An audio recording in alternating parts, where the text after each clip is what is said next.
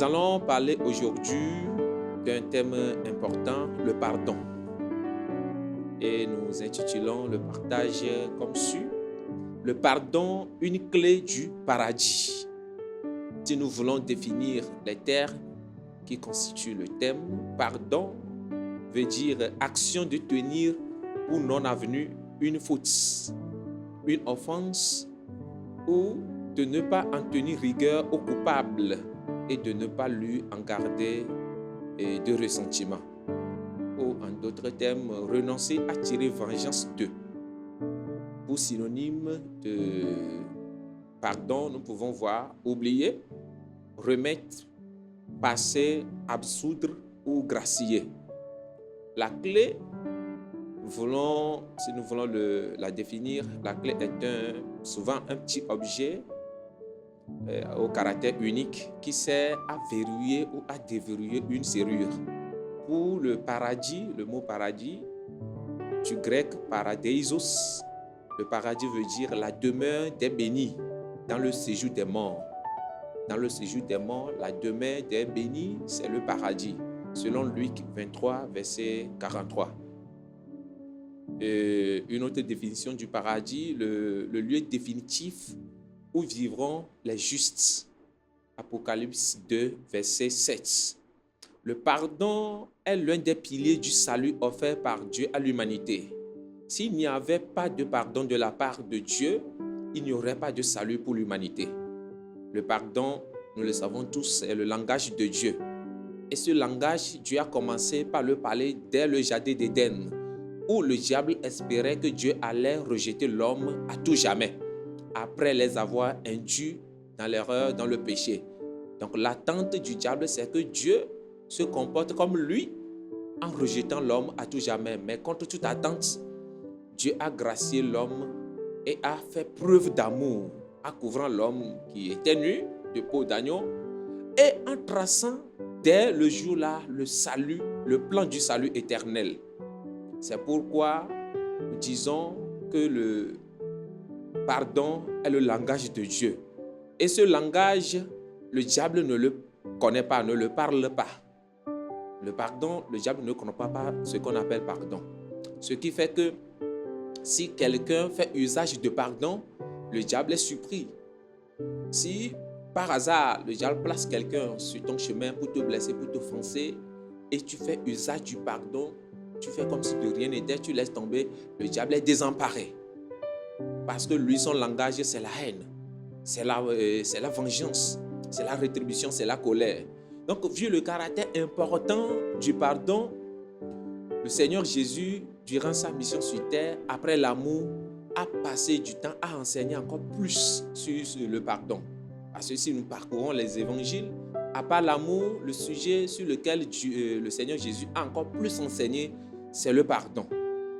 Et il disait, quand il apprenait à ses disciples à prier, dans Matthieu 6, à partir du verset 5, que lorsque vous priez, ne soyez pas comme les hypocrites qui aiment à prier debout dans les synagogues ou au coin des rues pour être vus des hommes.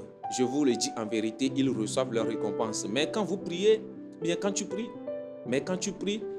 entre dans ta chambre, ferme ta porte et prie ton Père qui est là dans le lieu secret. Et ton Père qui voit dans le secret te répondra. En priant, ne multiplie pas de vaines paroles, comme les païens qui s'imaginent qu'à force de paroles, ils seront exaucés. Ne leur ressemblez pas, car votre Père sait de quoi vous avez besoin avant que vous le lui demandiez. Voici donc comment vous devez prier. Notre Père qui es aux cieux, que ton nom soit sanctifié, que ton règne vienne et que ta volonté soit faite sur la terre comme au ciel. Donne-nous aujourd'hui notre pain quotidien. Pardonne-nous nos offenses, comme nous aussi nous pardonnons à ceux qui nous ont offensés. Et il continue dans les versets 14 et 15. Si vous pardonnez aux hommes leurs offenses, votre Père céleste vous pardonnera aussi. Verset 15. Mais si vous ne pardonnez pas aux hommes, votre Père ne vous pardonnera pas non plus vos offenses. Alléluia. L'une des merveilleuses nouvelles du salut est que lorsque nous étions pécheurs, Christ est mort pour nous. Nous étions perdus, condamnés, mais Dieu, dans son amour infini, nous a pardonné toutes nos offenses. Non seulement il nous a pardonné, mais il continue par le faire jusqu'à aujourd'hui. Toutes les fois que nous péchions contre lui, que nous nous écartons de son chemin et que nous revenions à lui, nous revenions avec un cœur sincèrement brisé, nous confessons nos péchés et nous les délaissons, il nous pardonne. Quelle grâce! Son amour est insondable, son amour est incommensurable. Nous ne pouvons pas le saisir. Quelle grâce de savoir que Dieu ne cesse de nous pardonner chaque fois que nous reconnaissons nos fautes et que nous nous approchons de lui. C'est un mystère. C'est pourquoi je disais tantôt que le pardon qui est une manifestation de l'amour, le pardon est un langage de Dieu. Et ce langage, le diable ne le connaît pas. La miséricorde divine est insondable. Face à un Dieu qui pardonne, quelle doit être notre attitude vis-à-vis de ceux qui nous offensent chaque jour? Dieu qui nous pardonne, qui nous a pardonné sans condition, sans qu'on ait à payer quoi que ce soit. Maintenant, nous les chrétiens, ceux qui nous offensent, quelle doit être notre attitude? Sommes-nous aussi prompts à pardonner comme le Seigneur l'a fait, comme Dieu l'a fait? Ou nous avons l'habitude de dire, ce qu'il m'a fait, je ne peux pas oublier. Ce qu'il m'a fait, c'est difficile, je ne peux pas lui pardonner. Non, il m'a trop blessé. Mais, nous devons le savoir que nous ne sommes plus sous l'égide du péché. Nous sommes maintenant des personnes, des gens renouvelés. Est-ce que nous sommes prompts à agir, à pardonner comme le Seigneur l'a fait? Dans le texte que nous venons de lire, Matthieu 6 notamment, Jésus enseignait à ses disciples à prier et il leur révèle le grand secret. Si nous voulons être pardonnés, nous devons pardonner aussi à ceux qui nous offensent. C'est un principe divin. Tous nous avons été lésés, offensés, blessés, victimes des péchés des autres. Mais comment est-ce que nous réagissons à l'égard de ces offenses? Selon la Bible, nous devons pardonner. Éphésiens 4, verset 32 nous dit, « Soyez bons et pleins d'affection les uns envers les autres. Pardonnez réciproquement, comme Dieu vous a pardonné par le Christ. De même, vous aussi pardonnez. » Alléluia. Tous, nous avons été lésés, offensés, blessés, victimes des péchés, des offenses des autres. Mais comment est-ce que nous réagissons à l'égard de ces offenses? La Bible nous enseigne de pardonner. Pardonner sans condition. Éphésiens 4, verset 32 dit, « Soyez bons et pleins d'affection les uns pour les autres. Pardonnez-vous réciproquement, comme Dieu vous a pardonné par le Christ. » Si nous prenons Colossiens 3, verset 13, il nous dit, « Supportez-vous les uns les autres, et si l'un de vous a une raison de se plaindre d'un autre, pardonnez-vous réciproquement, tout comme le Seigneur vous a pardonné. » La clé de ces versets est que nous devons pardonner comme Dieu nous a pardonné. Pourquoi pardonner donc? Parce que nous-mêmes, nous avons été pardonnés. Alléluia. Oui. Nous sommes obligés de pardonner parce que nous avons été absous par l'amour sans condition. Nous n'avons pas été obligés de payer quelque rançon que ce soit ou un prix quelconque avant d'être celui que nous sommes.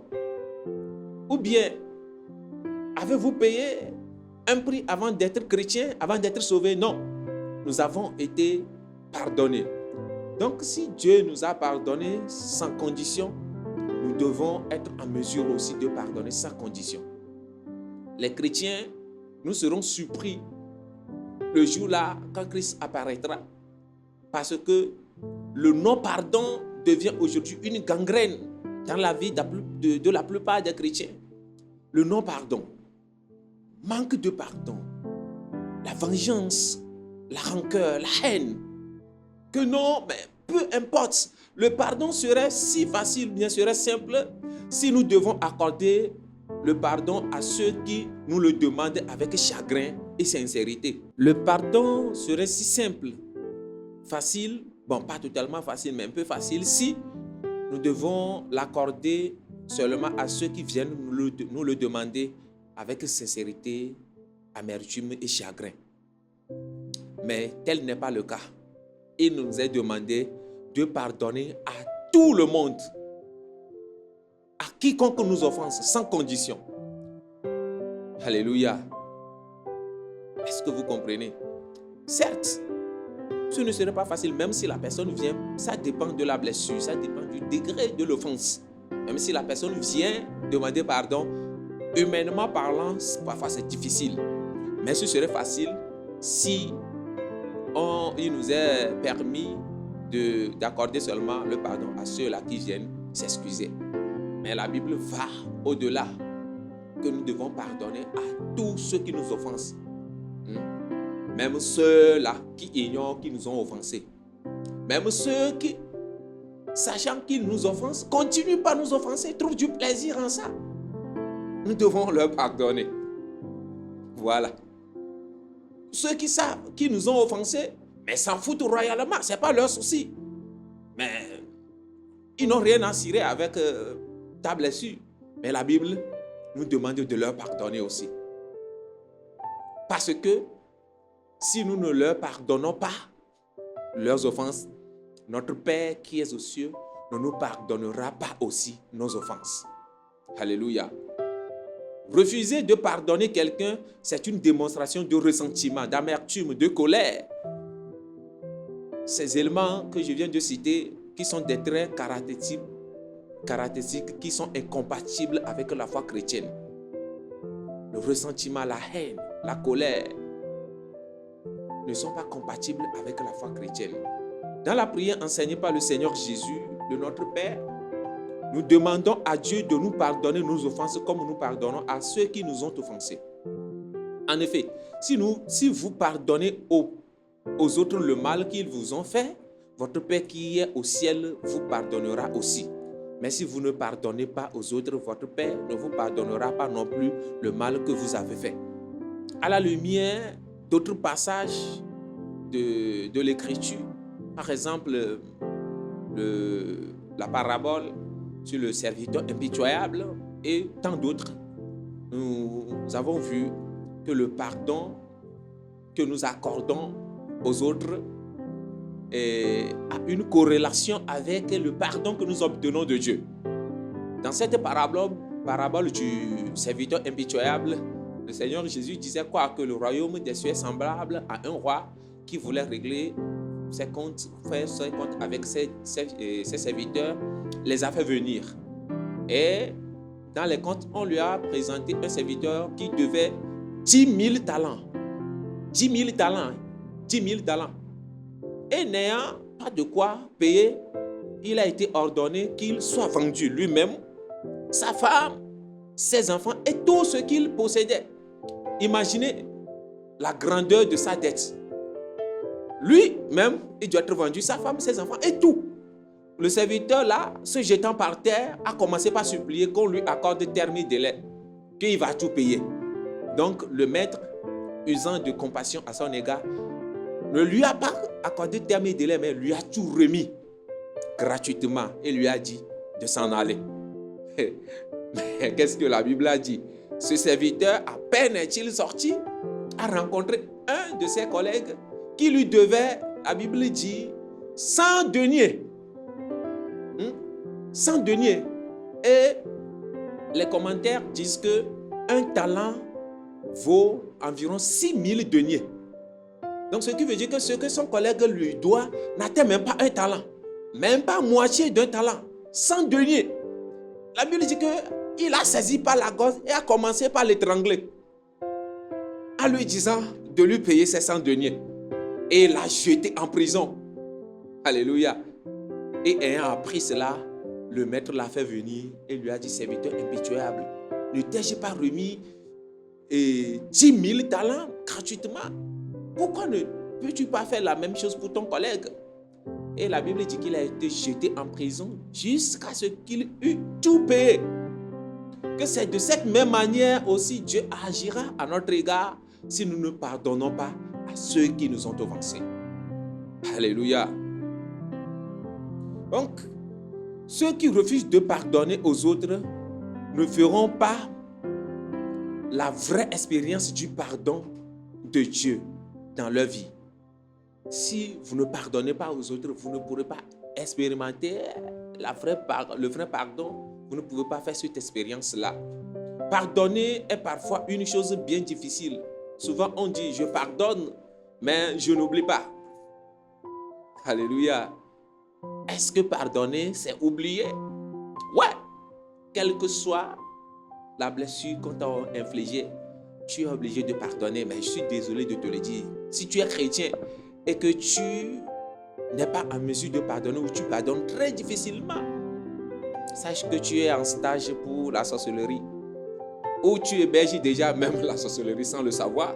Le chrétien, ça pardonne. Peu importe, il applique son cœur au pardon.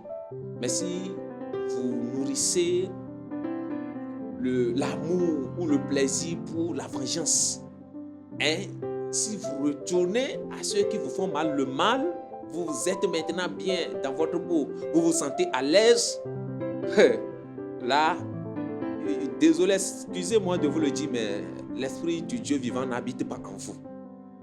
Le chrétien doit tout pardonner. Pardonner sans condition. Pardonner sans même qu'on le lui demande. Alléluia. Donc, pardonner, c'est oublier. Ouais, vous faites comme si de rien n'était. La définition nous disait que pardonner, c'est tenir pour non avenu. Comme ça n'a jamais existé. Comme ça n'a jamais existé. Donc, si vous dites avoir pardonné à quelqu'un, vous devez oublier ce qu'il vous a fait et être avec la personne comme vous étiez avant l'intervention de l'offense. Si la relation n'est pas revenue à ce degré, là, vous n'avez pas pardonné. En tout cas, pas totalement. Et un pardon à moitié accordé n'est pas pardon. Donc, peu importe ce que les gens vous ont infligé, peu importe ce qu'ils vous ont fait, si vous voulez avoir en vous les sentiments qui étaient en Christ, vous voulez être des imitateurs de Christ, vous voulez vivre à l'image de Dieu, pardonnez. Pardonnez totalement, laissez tomber, oubliez. En effet, il faut pardonner comme Dieu l'a fait. Il a oublié nos offenses, nos péchés. Michée 7, 18 nous l'a dit. Quel Dieu est semblable à toi qui pardonne l'iniquité, qui oublie les péchés du reste de ton héritage. Il ne garde pas sa colère à toujours, car il prend plaisir à la miséricorde. Alléluia. Dieu, sans tenir compte des temps d'ignorance, annonce maintenant à tous les hommes en tout lieu qu'ils aient à se repentir. Quand Dieu pardonne, il pardonne totalement. Quand il nous a pardonné, il nous a dit que quoi? Que nous sommes maintenant une nouvelle créature en lui. Les choses anciennes sont passées. Voici, toutes choses sont devenues nouvelles. Donc si vous pardonnez vraiment à ce qui vous a offensé, vous oubliez tout. Vous reprenez la relation là où elle était et améliorez-la plutôt pour ne pas donner l'accès au diable. Parce que lui, il ne comprend pas le langage de l'amour. Donc lui, il aime semer les graines de la haine, de la division, de la colère, de la rétribution, de la vengeance. Dieu, il pardonne les péchés de son peuple et il les oublie. Il ne les rejette pas toujours. La première chose à faire est de confesser à Dieu son incapacité à pardonner de tout cœur. Si vous êtes confronté à cette situation, priez, demandez, dites, mon Dieu, je n'arrive pas à pardonner à X ou à Y. Aide-moi à lui accorder mon pardon comme tu me pardonnes moi-même, comme tu l'as demandé. Aide-moi à oublier complètement tout ce qu'il m'a fait. Aide-moi à lui pardonner totalement. Humainement parlant, j'en suis totalement incapable. Mais avec toi, je peux tout, je peux le faire. Alléluia. C'est ce que vous devez commencer à faire. Nous devons retenir que pardonner aux autres n'est pas un choix facultatif. C'est un ordre que Dieu nous a donné. Et notre pardon doit être sans condition. Donc, si nous voulons imiter Jésus-Christ et ainsi aimer tous les hommes, le pardon envers tous et toutes est indispensable. Même envers ceux qui nous haïssent, ceux qui nous maltraitent, ceux qui nous persécutent, ceux qui le font sciemment. Nous devons leur pardonner leurs offenses totalement et sans condition. Mais ne comptez pas sur votre volonté pour le faire. Comptez plutôt sur la force de Dieu pour le faire, pour la capacité que l'Éternel donne, que l'Esprit de Dieu donne. Et là, nous allons semer le trouble, bien la confusion dans la tête de l'ennemi. Il est jeté dans la confusion totale, dans le trouble total, s'il nous voit pratiquer l'amour, pratiquer le pardon, sans condition. Là où il s'attend qu'on passe à la vengeance, on retourne à ceux qui nous ont offensés leurs offenses, mais on accorde le pardon sans condition totalement. Il est confondu, il est confus, il est totalement troublé et il est désarmé. Que le Seigneur nous aide à atteindre ce niveau. Sinon, nous les chrétiens que nous sommes aujourd'hui, si Christ revenait et qu'on ne change pas certaines choses, on sera surpris. Parce que si nous analysons les chrétiens aujourd'hui, c'est dans les rangs des chrétiens qu'il y a plus des rancunes, des colères, des mésententes, des vengeances, des petites divisions. Non, Christ ne nous a pas appelés pour cela. Le pardon est l'une des clés du paradis. Si vous voulez être pardonné, pardonnez aussi à ceux qui vous ont offensés. Donc si vous n'arrivez pas à pardonner, considérez que depuis que vous êtes devenu chrétien, tout ce que vous faites comme péché, Dieu ne vous a pas pardonné aussi. Et tout est comptabilisé. Et si tel est le cas, quel est votre sort, bien quel sera votre sort quand Christ reviendra? Le diable sait cela. C'est pourquoi il nous amène à accorder difficilement le pardon. Dieu même sait que le pardon est difficile. C'est pourquoi le Seigneur l'a enseigné, l'a répété à plusieurs reprises. L'a répété. Et même les apôtres ont pris le relais. Et nous ne pourrons pas le faire, y parvenir, si l'Esprit de Dieu ne nous vienne pas en appui. Donc, comme que le Seigneur nous soutienne et qu'il nous fortifie. Seigneur, merci pour ton amour. Moi-même qui parle ici, que puis-je faire si ton Esprit Saint ne nous soutienne pas, ne me soutient pas? C'est pourquoi je prie que nous qui sommes tes enfants, tu nous soutiennes. Être fort, être grand. Car celui qui pardonne facilement est plus grand. Il est grand dans le royaume. Donne-nous cette capacité à pardonner en toi à ceux qui nous offensent, à ceux qui nous maltraitent, à ceux qui nous blessent, à pardonner sans condition, sans qu'on nous demande même le pardon, au nom puissant de Jésus. Et aide-nous, nous aussi, à savoir si nous avons offensé quelqu'un, à le reconnaître et à demander pardon, au nom puissant de Jésus. Que ton nom soit glorifié à jamais. Amen.